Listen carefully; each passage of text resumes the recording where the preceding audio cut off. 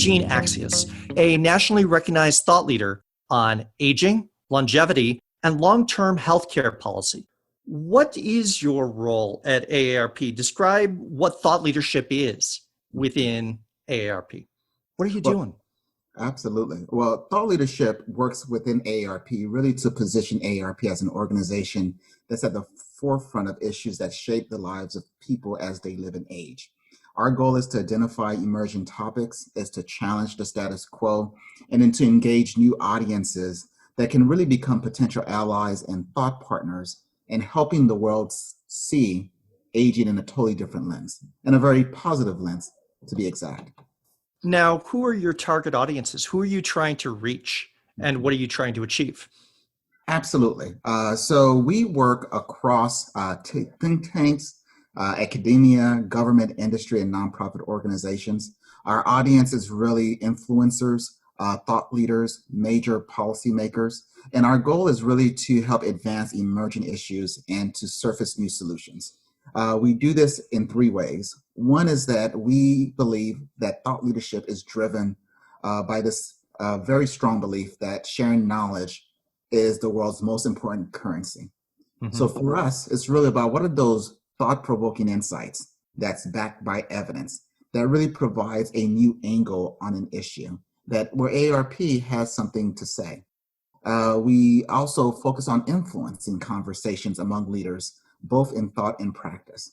As you kind of think about the global trends around longevity in particular, we want to position AARP as that leading organization that fosters change, that creates pivot points, and that inspires solutions.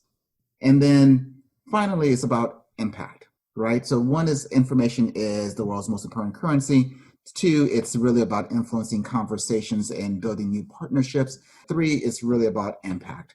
And then for us, we want to serve as a connector. We also want to spark change.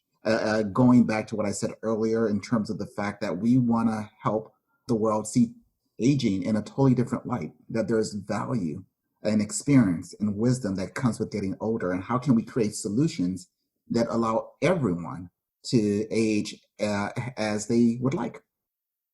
So you mentioned thought-provoking questions, right?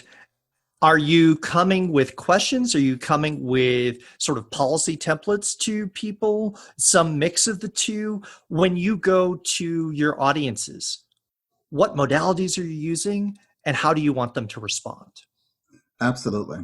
So it's a mixture of all of the above, both in terms of exactly are there thought-provoking questions that are unresolved. And I think a lot of the work around thought leadership is really to tackle some of these complex and difficult questions, is really to kind of think big and to Hmm. really think about what could the potential possibilities be. So for us, it's really along those lines of really what are those big ideas, those big questions. And then we actually start by having a range of conversations with untraditional partners. So it's not just the folks that know the work of AARP, but we also want to focus more specifically on those who do not. And then what are the opportunities to cross-pollinate and think about solutions to help address those questions. So in some cases, it might be policy, but in some cases, it might be work that we're doing with the private sector. So I want to dig a little bit deeper on that. You said untraditional partners. So give me a sense of who would be untraditional for you and why. Show me sort of the range of who you're talking to and listening to. That's a great question, Bill.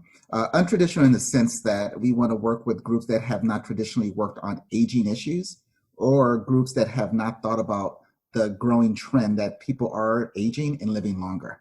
And we want to be able to influence them to start to think about how do you actually put aging on the agenda for the work that they need to do.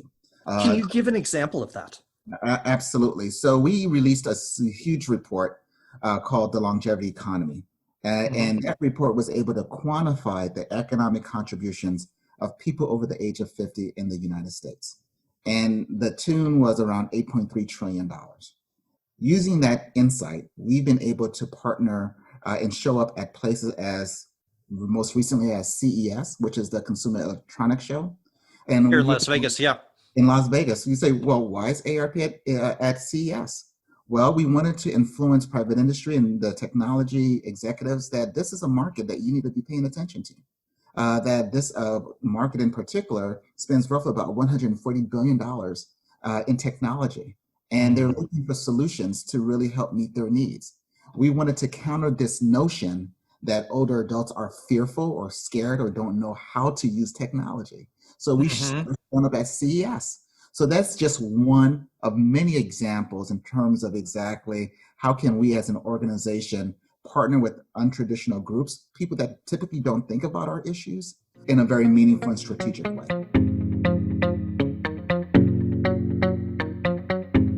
Traci Conley, the Thought Leadership Manager with Standard Imaging.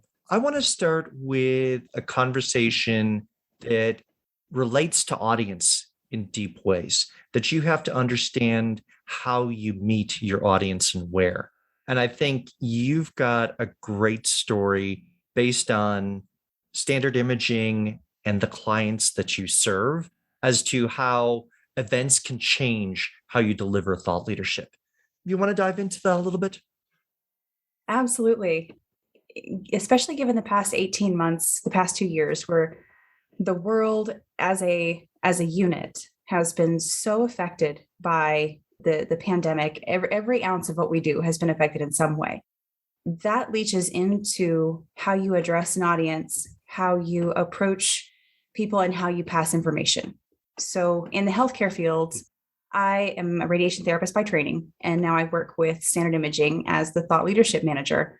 Part of my job is customer engagement and outreach and getting those messages out there. So, given the changes that we've seen, our methodologies to getting this information to the people that need it the most has had to change significantly. So, it's really been magical to watch the healthcare field as a whole kind of grow and stretch and accommodate for these things. And e-education, electronic education webinars and the podcast have been instrumental in getting the message out there in times when we can't be face to face. So let's explore a little bit further, right? Mhm. My understanding, and you're working with cancer centers that are dealing with radiation therapy, right? In the old days, an education or an exchange of thought leadership might be an in person event, correct? Absolutely. Yeah. And so whether that's getting together for a lunch or a dinner or something like that, short presentation of here's something to think about, that was sort of ingrained into that culture for years, if not decades, right? Absolutely. That's kind of the way we went about things. Very much congresses, conferences, chapter meetings, very much in person exchange of information. And so, because your target audience is working with a high risk population. Absolutely. We work with radiation therapists, radiation oncologists, doctors, cancer centers, medical physicists. These are our customers. These are in many cases, our friends. Yeah. So, let's talk about that process of adaptation and let's dig into how are you making sure, because there's on the business side for Standard Imaging, there's a need to make sure this information goes out, as well as then there's a patient need that this information gets heard. So when information channels get disrupted, how do you respond? That's a really good question, and something that the entire industry has been fighting to answer, I think, now for 2 years. Mhm. Um, you adjust and bend to what's required to make sure that the folks get the information. The patients require high quality care. Those their caretakers, the people that work in the hospitals require the information and the equipment to be able to offer that high quality care, and that's where we come in. So we're offering webinars and we're offering virtual experiences for congresses and things like that to still make sure the information gets disseminated so that the physicians and physicists who are and therapists and dosimetrists all of them who are performing these daily tasks and helping these already immunocompromised people receive the highest quality of care, they still get the information they need to be able to do that. Now, you talked a little bit about the virtual congresses and conferences, right? And I think you're doing some experimentation within how do you make people available for questions on a deeper way at the conference. And we were talking earlier about doing video presence at that. You want to talk about how that evolved maybe? Because I think that's a really cool sort of adaptation and we can dig into it. Absolutely. And it really came from a need to provide presence of multiple departments from within our organization. So we have the product management team, the marketing teams, the sales teams. All these teams are typically in person at these congresses and available to speak to the people within our field face to face and help them gather the information they need.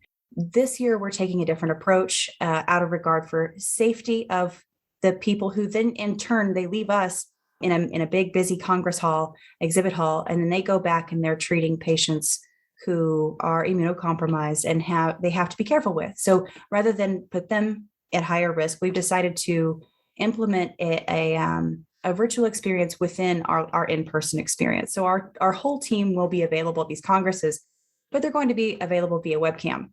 So if you can picture yourself walking through a booth, walking through exhibit hall up to a booth, you can reach any member of our team simply by using the computer there at the station and having a chat with them via webcam. And I think there's something that having that team on call rather than everybody standing in a booth together waiting for that one question that you know is coming sometime during the day, you lose a lot of time both from travel and then being at the booth. And so it's not only, to your point, on safety, but it's more efficient. If you're enjoying this episode of Leveraging Thought Leadership, please make sure to subscribe. If you'd like to help spread the word about our podcast, please leave a 5-star review at ratethispodcast.com/LTL and share it with your friends. We're available on Apple Podcasts and on all major listening apps, as well as thoughtleadershipleverage.com/podcasts. Craig Joseph is the Chief Medical Officer for Nordic Consulting, and Jerome Pagani is the head of thought leadership there. So the two of you have used many different communication forms, short form video and conversations with each other, as well as incorporating humor into the pieces. And one of the things that I want to ask you about is, where does humor fit in thought leadership and why do you use it? Well, humor is funny, Bill. Did you know that? Just not in Craig's hands. Jerome? What I would say is that healthcare is a really serious business. Our clients are out there literally saving lives every day. And you've probably seen every article published out there about burnout and just how stressful it is and has been for the last 2.5 years, on top of how stressful it is just in the ordinary day to day.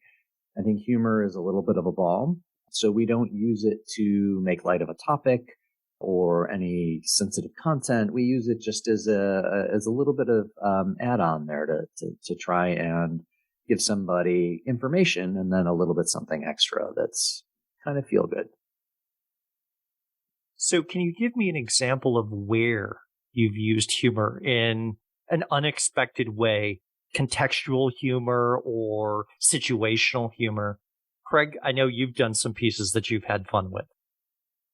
Sure. I think the way we use it most commonly right now is we have a little video series where Jerome and I talk about for about a minute and a half or so, 2 minutes, a medical or a healthcare related issue.